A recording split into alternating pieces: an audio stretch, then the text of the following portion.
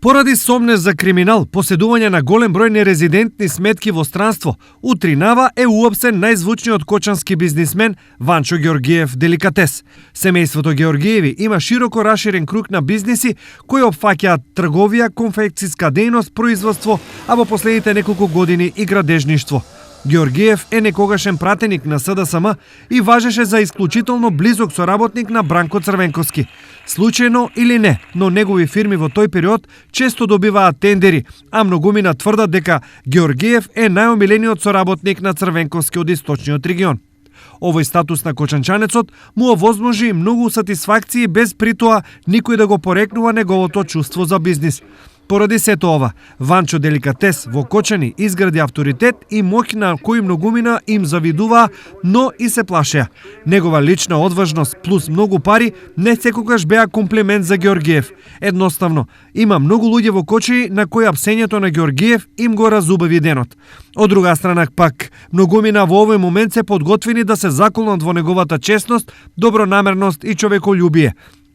Веројатно од овие причини, апсењето на контрадикторниот бизнисмен во Кочани јавно не се коментира, иако е тема број 1. Не. Имам слушано за него, не го познавам. Не сме имале со него никаква работа. Па, ако е по заслуга, секако. Мислам, треба секој да се одговара према постапките што ги има направени. Каква е животната перспектива на Ванчо Деликатес од овој момент па понатаму е неизвестно, но апсењето и на негови блиски роднини веќе асоцира на нешто големо.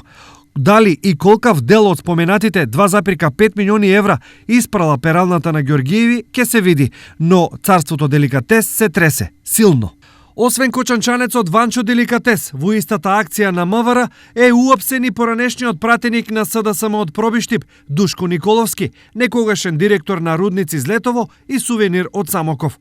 Во акцијата Арсенал вкупно се уапсени 9 лица, кои се сомничат за малверзации со сервис на армиски хеликоптери во Украина. Сервисот е направен, исплатени се сумите на украинската фирма која што го вршела сервисот на хеликоптерите, но освен таа сума практично е предплатена и со фиктивни фактури. Голем дел од парите кои што за таа намена биле одвоени од Министерството за одбрана незаконски се прелеале на фирми во Република Македонија и надвор од Република Македонија.